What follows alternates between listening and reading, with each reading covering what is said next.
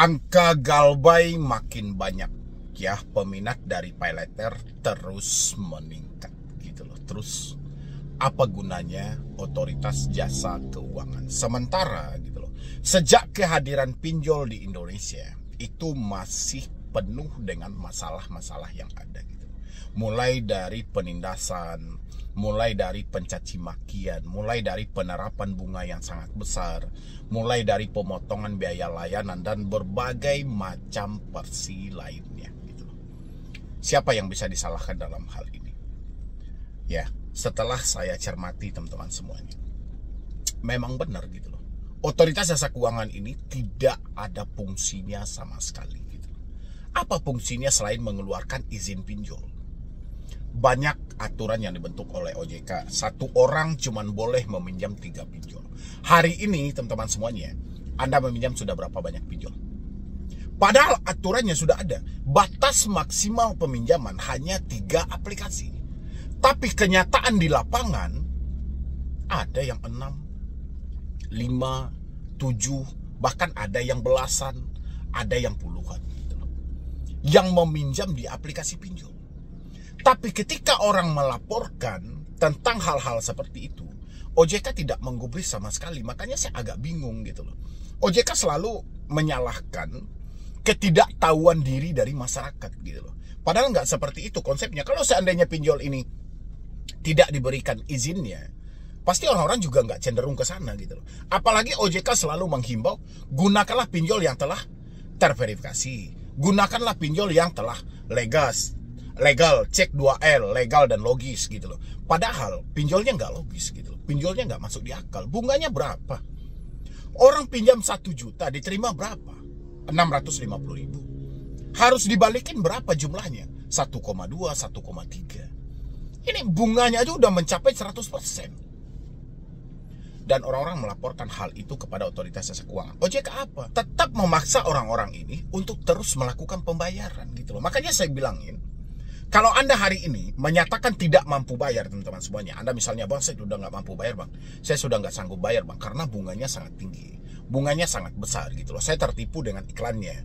Di iklannya kita bisa mencicil sampai 2 bulan, tapi pembayaran pertama itu mencapai jumlahnya 100% dari total pokok kita gitu loh. Kan nggak masuk di akal lagi. Ketika orang melaporkan kejadian seperti itu, OJK seakan-akan tidak mau tahu. OJK seakan-akan tidak peduli gitu loh.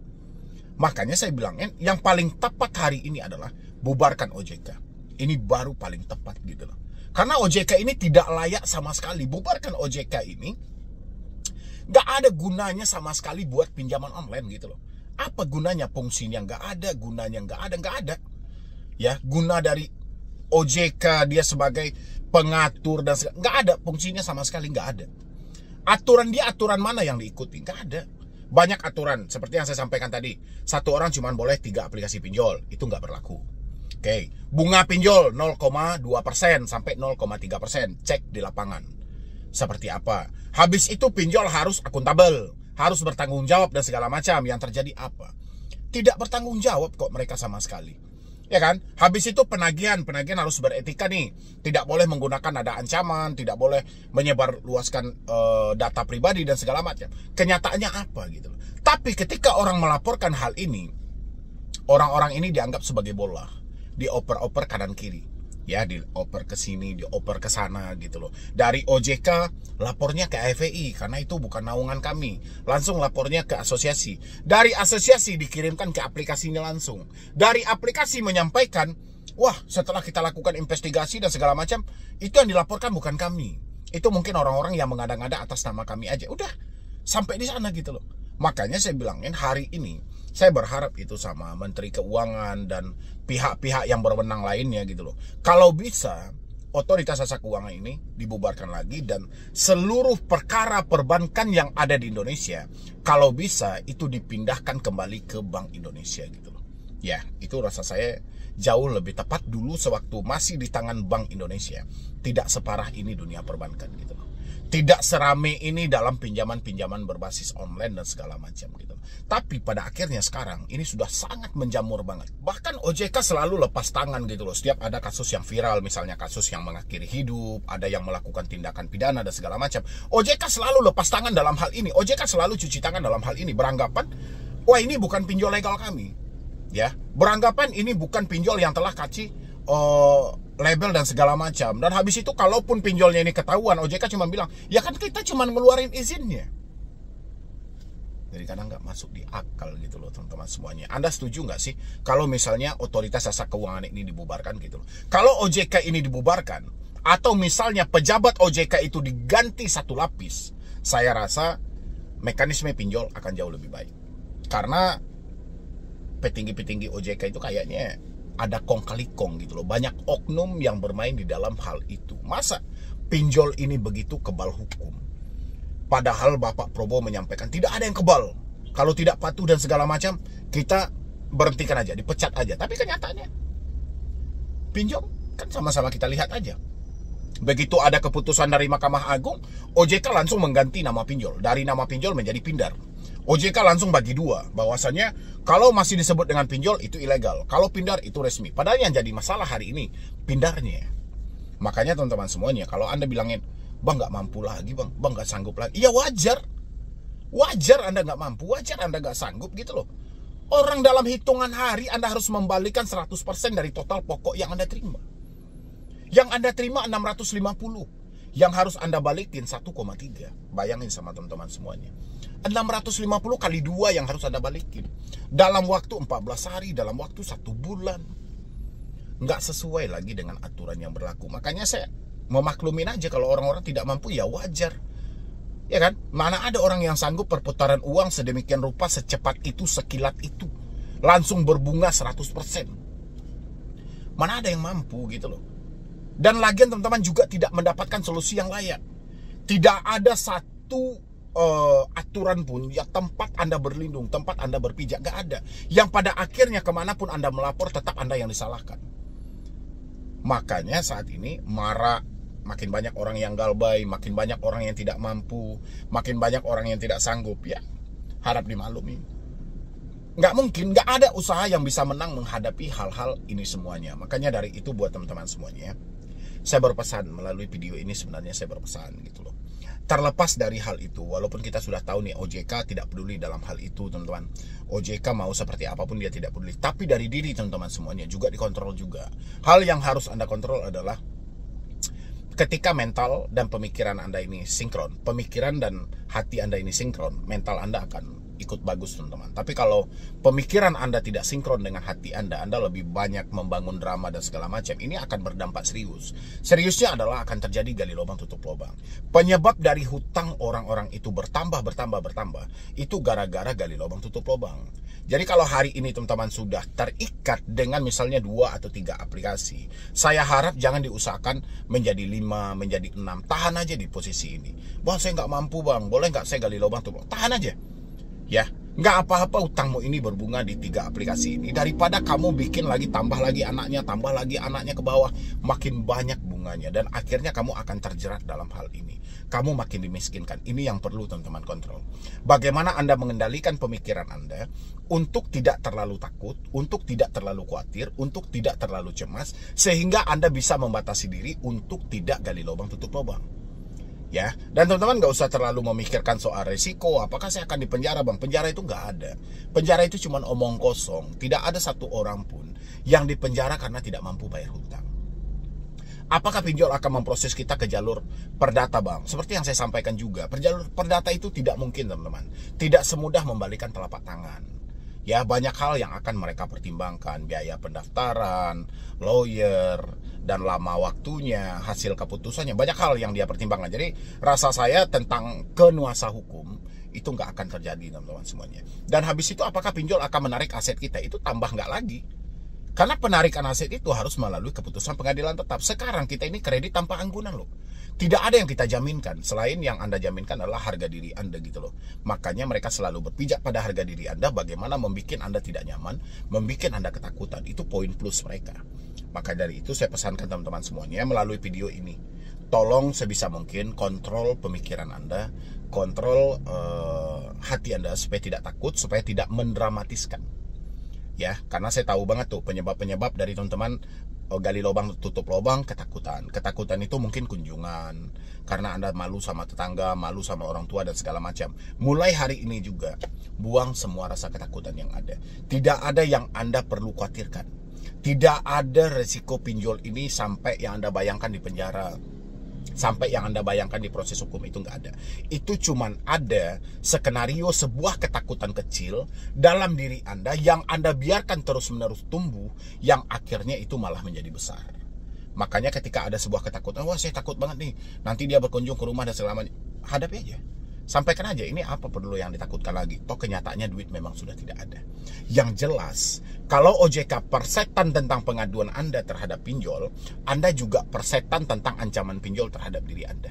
Gak perlu Anda pikirkan, Anda abaikan aja gitu loh. Insya Allah semuanya akan baik-baik saja. Teman-teman semuanya, dan jangan lupa juga Anda tinggalkan komentar Anda, setuju atau tidak bubarkan OJK ini, karena saya perhatikan sampai detik ini OJK tidak ada fungsinya dalam pengurusan pinjaman online yang telah mereka legalkan gitu loh. Seakan-akan mereka lepas tangan. Ya, kalau OJK bilangin ini kan cuma label dan segala macam gitu loh, ya tetap dia harus bertanggung jawab dong, kan dia yang mengasih izin itu. Ya kan? Ngapain OJK harus lepas tangan? Dan ketika OJK lepas tangan, Anda pun juga tidak perlu memikirkan hal itu, teman-teman. Kita ini udah capek semuanya gitu. Udah lelah, keadaan sudah nggak memungkinkan lagi. Sudah nggak bisa lagi. Kapan perlu? Ya sudah gitu loh. Kalau capek ditelepon, ganti nomor telepon, WA dan segala macam. Udah selesai. Tinggal Anda bagaimana PR-nya berdamai dengan diri sendiri. Habis itu semangati diri Anda lagi supaya Anda bisa fokus buat kedepannya, perbaiki hidup Anda, hentikan segala hutang-hutang yang berbasis online seperti ini. Ya, mungkin sekian dulu dari saya, Medi Bro nih. Wassalam. Yo, assalamualaikum warahmatullahi wabarakatuh. Selamat sore buat teman-temanku semuanya, khususnya yang sudah ada di YouTube Solusi Hutang MB. Ini menarik teman-teman, yang mau kita bahas adalah pinjol berpeluang hancur teman-teman semuanya. Setuju nggak teman-teman? Senang nggak? Ini kabar gembira yang luar biasa juga teman-teman semuanya. Karena potensinya itu nampak. Kalau memang ini bisa dijalankan dengan benar nantinya gitu, saya yakin sebanyak 96 pinjol ini akan terjepit posisi mereka gitu loh. Bahkan mungkin pinjol-pinjol yang mampu bertahan pun juga nggak berapa lagi, asalkan semua ini dijalankan dengan benar. Kita sama tahu ya program yang sudah dijalankan oleh Menteri Keuangan Bapak Purbaya. Bapak Purbaya kemarin itu mengambil dana yang mengendap di BI, dana yang hanya tersimpan di Bank Indonesia, itu dikucurkan lagi ke bank himbara, ya, ke bank-bank konvensional seperti BNI, seperti BRI, seperti Bank Mandiri, dan habis itu BTN dan Bank BSI. Ada 5 bank yang mendapatkan penambahan dana tersebut gitu loh. Dan tujuan Bapak Purbaya ini sangat simpel, menekan bunga supaya lebih murah, supaya tingkat kredit pun meningkat, pertumbuhan ekonomi pun jalan, ya, terutama untuk mereka-mereka yang pelaku usaha kecil dan menengah. Ini targetnya gitu loh. Ini kalau dijalankan dengan benar, otomatis pinjol tidak akan menjadi popularitas lagi. Karena selama ini pinjol yang diandalkannya kan hanya semata kemudahan. Kemudahan akses, kemudahan dalam meminjam kan hanya semata itu. Tapi di balik itu, pinjol juga menawarkan kesulitan yang sangat luar biasa. Ketika orang sudah meminjam, di balik kemudahan tersimpan bunga yang tinggi.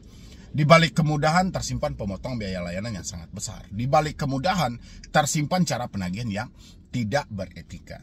Ketika ada dana yang seperti ini disalurkan oleh Menteri Keuangan, masyarakat otomatis cenderung mengarah ke bank-bank konvensional untuk mengajukan pinjaman. Dengan catatan, ini juga harus dipermudah. Jangan sampai dipersulit. Kalau banknya nanti mempersulit hal ini juga kacau. Ini yang harus diminta dan ditekankan juga kepada Bapak Menteri Keuangan. Setelah dana itu Bapak masukkan ke bank, kan hari ini sudah berjalan tuh, dana itu sudah masuk ke bank, dan itu harus diawasi. Ya, harus ada tim audit yang benar-benar independen gitu loh. Harus ada tim investigasi yang benar-benar independen untuk mengkontrol pihak bank ini. Benar nggak dana ini disalurkan kepada orang yang tepat? Takutnya dana ini malah diinvestasikan lagi ke pinjol. Ini yang jadi beban juga gitu loh. Takutnya pihak bank karena dia sudah tidak tahu lagi cara mengendalikannya, cara menyalurkannya seperti apa. Bank cuma membutuhkan perputaran uangnya saja, bank cuma membutuhkan bunganya saja. Akhirnya dana itu diserahkan lagi ke pinjol, diinvestasikan lagi ke pinjol. Akhirnya pinjol yang menjalankan, rakyat makin menderita. Makanya kita kawal semua teman-teman semuanya. Program yang dibentuk oleh Bapak Menteri Keuangan kita ini program yang sangat bagus gitu loh. Ya, dengan 200 triliun itu kan sudah bisa untuk menekan lagi pertumbuhan ekonomi supaya ekonomi kita makin meningkat lagi. Orang yang semulanya usahanya hancur, sekarang dia sudah bisa mendapatkan modal lagi dengan bunga yang kecil. Otomatis roda ekonomi akan berjalan, tapi ini harus diawasi. Jangan sampai ada nanti oknum-oknum yang bermain, terjadinya pemanfaatan di lapangan, akhirnya mereka menjalin kerjasama dengan pinjol, pinjol yang memutarkan, kacau juga gitu loh. Ya, atau banknya yang menjadi lender nanti dari pinjolnya, ini gila juga. Makanya ini sebenarnya program yang sangat bagus teman-teman semuanya gitu loh. Makanya saya bilangin kalau misalnya ini berjalan dengan benar, posisi pinjol pasti terjepit gitu loh. Pinjol pasti akan kesulitan menjalankan usahanya. Tapi bank harus mempermudah syarat-syarat yang ada, jangan terlalu ribet. Kalau sudah ada SKU, surat keterangan usaha, ya sudah, tinggal ditinjau benar atau tidak rumahnya di sana yang bersangkutan. Udah, ini jangan terlalu ribet, syarat inilah, syarat ini dan segala macam. Akhirnya membuat masyarakat, ogah lah ribet banget kan, masyarakat paling malas berurusan panjang-panjang lebar itu kan paling malas. Jadi main cepat aja, layaknya pinjaman online gitu. Kapan perlu, bank juga membentuk aplikasi khusus pengajuan dana kur. Kan bisa itu gitu loh. Pengajuan dana kur melalui online misalnya gitu kan. Lebih bagus gitu loh. Ngapain bank lagi meminta-minta jaminan dan segala macam. Jadi harusnya bank mempersiapkan hal ini. Bagaimana caranya masyarakat bisa mengajukan kredit usaha rakyat ini, kur ini, tapi berbasis online. Ada aplikasinya gitu loh. Sehingga nggak perlu lagi tim analis, tim audit dan segala macam. Jadi kalau sistemnya sudah layak, ya sudah. Lagian kan Slik juga sudah terbuka kan. Sistem layanan informasi keuangan sudah terbuka, aksesnya semuanya sudah berbasis digital, jadi kan sudah gampang, jadi nggak perlu lagi tuh tinjau-tinjau sampai ke lapangan dan segala macam. Dengan seperti itu, pergerakan pinjol pasti akan mengecil. Kalau pergerakan pinjol mengecil, otomatis pinjol akan berkurang. Para investor mereka pasti akan kabur. Ngapain lagi mereka investasi ke sana? Perputarannya juga udah nggak jelas, perputarannya juga sudah nggak ada, gitu loh. Orang mau minjam pun sudah berkurang. Orang lebih cenderung kepada bank konvensional, dan pada akhirnya pinjol mulai tutup buku masing-masing gitu loh. Benar nggak teman-teman semuanya? Makanya saya sangat mendukung, ini adalah gebrakan yang sangat luar biasa ya. Walaupun kemarin Ibu Menteri Keuangan kita lebih menjaga ke sektor bagaimana kestabilan uang, ekonomi dan segala macam, tapi Bapak Menteri kita ini malah bagaimana caranya meningkatkan perputaran uang di tengah masyarakat. Luar biasa. Sama-sama kita kawal teman-teman semuanya. Mudah-mudahan tidak ada oknum-oknum yang bermain dalam hal ini. Dan pihak bank jangan coba-coba investasikan dana ini kepada pinjaman online atau pay later. Nanti malah pinjol pula yang ditambahin dananya karena udah nggak sanggup dan segala macam. Makin menderita masyarakat. Oke teman-temanku. Dan habis itu lagi teman-teman, tadi juga banyak yang bertanya sama saya gitu loh. Dia meminjam di pinjol-pinjol legal. Dia meminjam di pinjol-pinjol legal, meminjam di pinjol-pinjol raksasa. Di pinjol-pinjol yang sudah resmi terdaftar di Otoritas Jasa Keuangan. Ya, benar-benar pinjol itu tidak berstatus ilegal lagi, memang statusnya sudah legal gitu loh. Tapi yang terjadi adalah banyaknya pengancaman yang masuk.